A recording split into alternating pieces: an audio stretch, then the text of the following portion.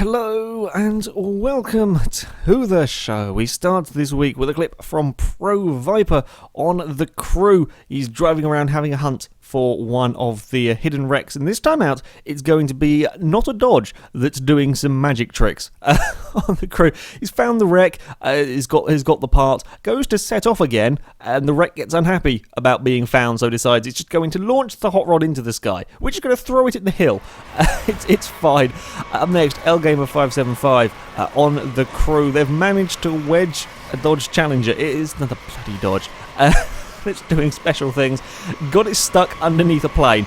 I expected the plane just to sort of push it out as soon as it set off, but no, it gets going up to all of the sort of 200, 250 miles an hour. I mean, the wheels are in the back of the Dodge. I was really hoping the plane was going to take off with the car attached. Sadly, no, the plane just kind of fires it out at the end. But still, 250 miles an hour going sideways.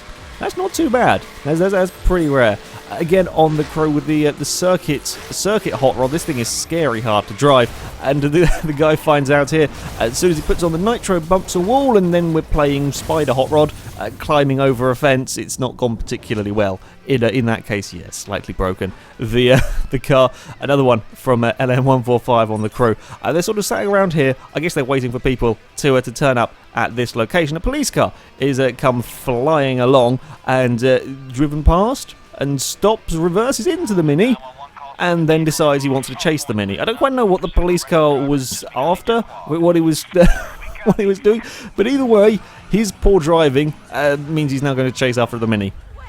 Yeah, the crew police are almost as dodgy as the GTA 5 ones. And speaking of GTA 5, we're on there next with a clip from Giz571. He's noticed an AI doing something strange. That's not how you use a seat, or how you use physics. You're not supposed to phase through a car. Yes, I'm not sure. But he just stood there. He climbs in the car, is magically teleported to the driver's seat, and the body sort of flops out the passenger side. I don't. There's a magic AI. Up next from Dr. Tony X on a GTA 5. Look out for a van pretending it's a cat on the left-hand side. On the right-hand side, sorry. Yeah, that really reminds me. You know when you see, like, you've been framed or whatever, the cat that suddenly gets startled? That's that van. That's exactly what it is. Just jumped up in the air.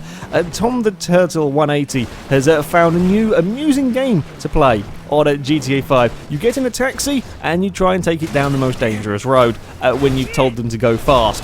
It doesn't end well, as we see here. Yeah, he's sat in the back as the AI tried to drive down the road. You're not getting out of there. That is your taxi well and truly wedged at the bottom of the river. You're not climbing out of there. He's trying. He's going to give it a go. He's lost doors and front bits and smashed everything up, and now he's put it on his roof. But no, you're not getting out of there. And then he decided to try and have them drive the other way, down the road. This is the very dangerous corner. This is a really tough corner to get right, and the taxi doesn't get it right whatsoever.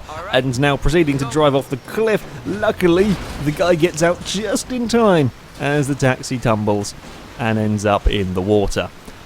I'm not getting in a taxi on GTA 5 ever. After that demonstration of their driving skills, we're on to Forza Horizon 2 for a clip from Static Sheep. Going to do a little bit of off-roading in his NSX, clips a bump, and then promptly breaks all of physics and falls through the map with some front flips and some tumbling. Yeah, again, go fast enough, and Forza doesn't like it when you crash. Again, on Horizon 2 with Manuel W. Clutch. Things get a little bit weird in this one. Somebody's playing with some time control as we're driving in between some of the festival races. Everything just stops at this point in time.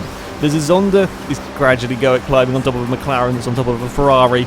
I'm not quite sure why we're stacking supercars. To the left, the player is rather confused, trying to figure out what goes on. Everything suddenly gets released. I've not seen that one before. I've not seen that one at all. Don't know what happened there. Zombie Cheese again on Horizon 2 racing around with his Subaru Impreza until Lag decides, nah, you're not going to do that, and catapults a car in front back, and again the Impreza soars off to the side. R Blocks 306 again on Horizon 2. More wonderful world of drivatars. Yes, we've seen them confused by trees, we've seen them confused by off-road, now they're confused by a bus. One bus was enough to capture 3 cars. Briefly, the Golf and the Impreza are completely flummoxed. The McLaren had all of the car park to drive around and decided to find another bus.